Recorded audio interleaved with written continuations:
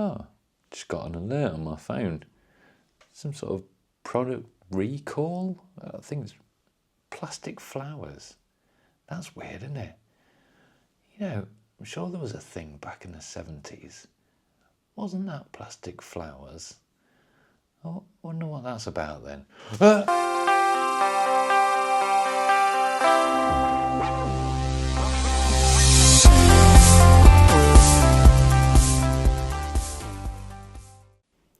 Hello and welcome back to Raxacorica. I'm Steve and I'm here to talk about everything Doctor Who.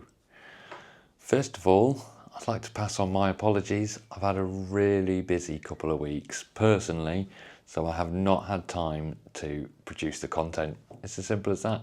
So I do apologise.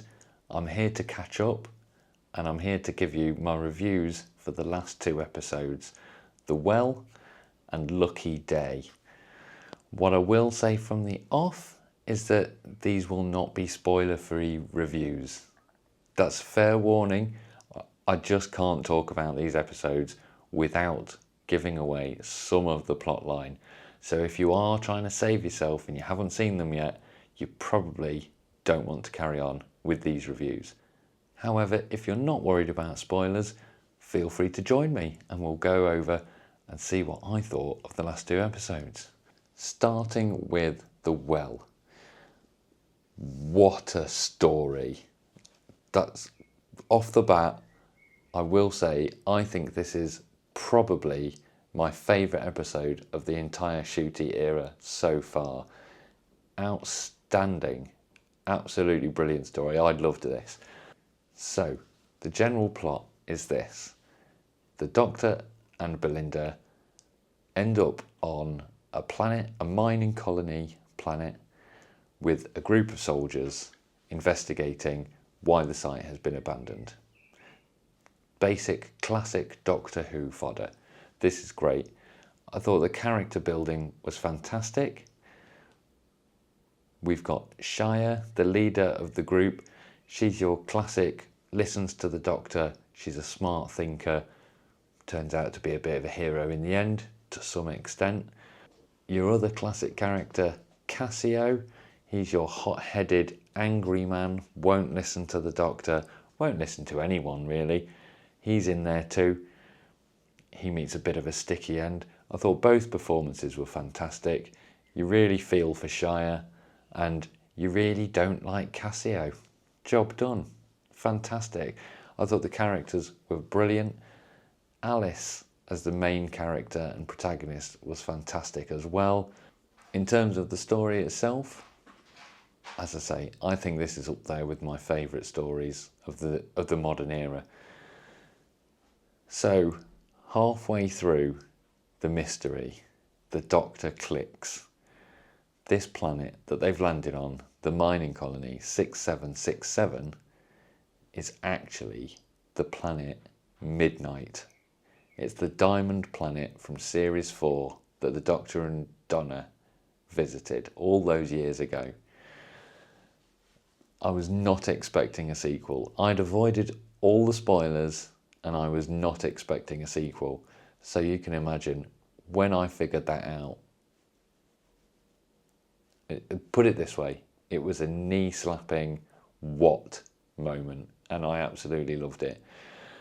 I thought the music all the way through the episode was fantastic, really helped to build up the atmosphere and the tension in some of those scenes with the Doctor and Alice was fantastic.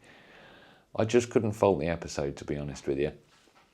I thought they showed just enough and not enough for you to figure out what the entity is or what it looks like. The entity, as ever, is terrifying. You can't see it. You don't know where it is. The fear that Midnight originally put into you, the episode Midnight put into you, absolutely stands with The Well as well. As well? Well as well. The Well as well. So yes, fantastic job. Obviously, bit of a twist at the end there. Poor Mo from the squad that had gone down to the planet with them. She's got a bit of a problem on that ship that she's back on. Will this have consequences for the rest of the universe? There's only one way to find out, and that is to wait and see. Another couple of bits that I really liked about the episode before we move on to Lucky Day, I will say that the moment the Doctor is looking over Alice's shoulder and addressing the entity itself, that was a fantastic moment.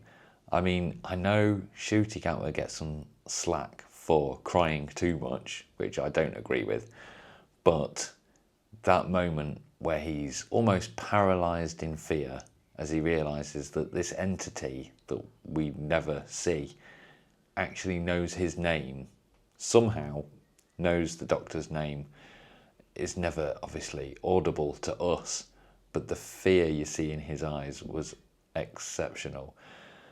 Also, his inquisitiveness, the way he stops in the corridor later on to try and see the entity, and then the fear in his face when he does briefly catch a glimpse. Brilliant. I thought Ncuti's performance was outstanding. Belinda is continuing to be a really good companion. She's got just the right balance of sharp intelligence and almost confused fear as to what is going on. You know, she finds herself in these odd places across the universe, 500,000 years in the future, and she deals really well with it. I think she's a brilliant companion. I can't wait to see what happens for the rest of the series. So there we go. That's my review for The Well. It's up there with my best, probably my favourite Ncuti Gatwa episode so far. Really recommend you see it if you haven't yet. And just enjoy it. Enjoy the sequel to Midnight. It's exceptional. That's all I can say. So having done with The Well, let's move on to last week's episode, Lucky Day. Lucky Day is what we refer to in the Whoniverse as a Doctor Light story.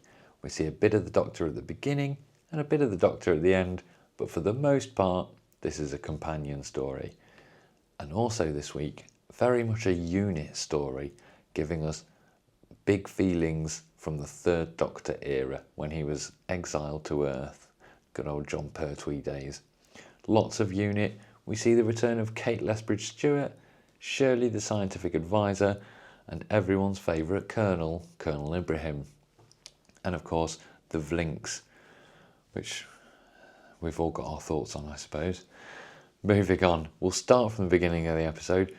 We see Belinda and the current Doctor land on Earth in 2007 just to take a reading, and with the Vindicator to figure out why they can't get back to 2025. As we know, this is a running thing with the series.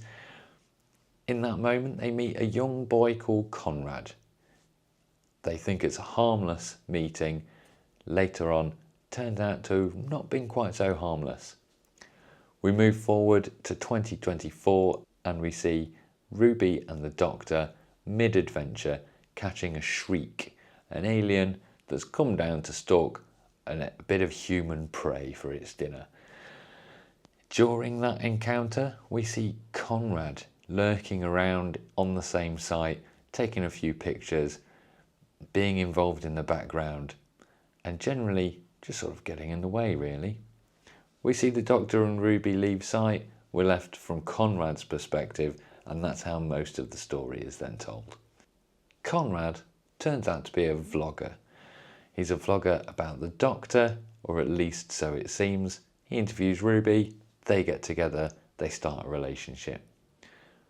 Ruby goes to visit his friends and family out in the countryside and falls into a big trap. Turns out Conrad is not the man we thought he was. He's actually a massive conspiracy theorist. Who'd have thought it? Vloggers, conspiracy theorists? No. Anyway, I digress. I thought this was a really clever episode. Lots of social commentary, which is absolutely what Doctor Who does best. And before anyone starts arguing, there are at least three classic Third Doctor stories which I can throw at you, which are absolute social commentary. You've got the Silurians, which is all about racism. You've got Invasion of the Dinosaurs, which is all about the elite getting what they want. And of course, you've got the Green Death, which is all about climate change. All three of those stories are still relevant today. So no coming at me telling me Doctor Who is far too involved in social commentary. It's always been involved in social commentary. Rant over. I thought it was a really clever story. As I say, it turns out Conrad is part of a group called Think Tank, trying to expose UNIT's lies. Of course, we know UNIT isn't lying. He thinks they are, and he's on a mission to try and prove it to the world via his vlogs. Think Tank. This is the connection to the Fourth Doctor. The Fourth Doctor's first ever story, Robot, introduced a group called Think Tank. And sure enough, they pretty much deal with the same sort of thing. They're all about conspiracies. They're all about trying to make the world for themselves, and they won't listen to logic, reason, or evidence. And certainly not the Doctor. It was a great callback, a lovely little nod to the Fourth Doctor era, and who knows, maybe that link will continue. Maybe we'll see a bit more of Think Tank. Maybe we'll see more of Conrad. I get a feeling we might do, considering the end of the story. Conrad obviously tries to trick Ruby, breaks her heart. UNIT get involved. He tries to come into UNIT. There's a bit more trouble. Kate Lethbridge-Stewart gets dark, which is fantastic to see. I love the fact that she stresses she is not the Doctor. The Doctor would stop her if he knew what she was doing. I love seeing a dark side to these characters. And Kate, as with the Brigadier, her father from the classic era, has a dark side. A bit of a soldier at heart. She's got her own way of doing things, and that's very different to the way the Doctor might do things. So I thought the dark twist to Kate's character was fantastic and absolutely fits with her job and with Kate Stewart herself. It's just part of who she is. She grew up with the Brig as her dad. What more do you expect? Lovely twist. We see right at the end of the story, Conrad in prison, paid a visit by the Doctor himself. I thought this was a great little bit. Reminded me slightly of Peter Capaldi's Doctor, and a bit of Tennant as well in Family of Blood. Yeah, a bit of Tennant, bit of Capaldi, a bit of all the Doctors, because they've all got a bit of a dark side. Basically, the Doctor lays down the law, tells Conrad he does not like him and to stay away. Weirdly, Conrad laughs it off and tries to act as if he's not worried or scared or freaked out by the fact that he's suddenly in the middle of a TARDIS. Does a good job of hiding it, but at the end we're confronted once again by Mrs. Flood. Anita Dobson's character, Mrs. Flood, popping up once again. This is really quite bizarre. She popped up in the well as well, of course. She was on the end of a video call and wanted to know what the Doctor was doing. This time around, she has a bunch of keys and it appears she's about to set Conrad free, which doesn't seem like a good idea to me. This is going to have massive consequences, and I think this has probably got something to do with why the Earth is missing in 2025. We're starting to put some strings together. We're starting to make some connections. It's a great addition to the build-up for the story arc of the series. Overall, I really enjoyed both episodes. I thought the writing was on form. I thought the characters were brilliant, from Alice and Shire right through to Kate and the classic characters we all know and love from the modern era. Kate, Ruby, Shirley, Colonel Ibrahim, they were all on top form. Not so happy with the Vlinks. He soon scarpered when there was trouble at the end of the episode Lucky Day. I don't trust the Vlinks, I have to say. Alien technology, I'm a bit dubious. Something could very easily go wrong. But hey, maybe I'm looking into it too deeply. Only time will tell. So there we go. There is my short but sweet review of The Well and Lucky Day, getting us all back up to speed. As I say, The Well is by far my favourite episode of the series so far, although I do think that the build-up for the series finale is going really well, and I'm intrigued more and more every time something pops up, especially Mrs. Flood. It's driving me mad. Who is she? Is she the Rani? Is she Omega? Is she Rassilon? It could be anyone. Is it the Master? Is it another version of the Doctor? Is it someone completely new that we haven't met yet? Is she one of the Guardians? She seems powerful. She's jumping between time and space. She appears everywhere the Doctor does at this point.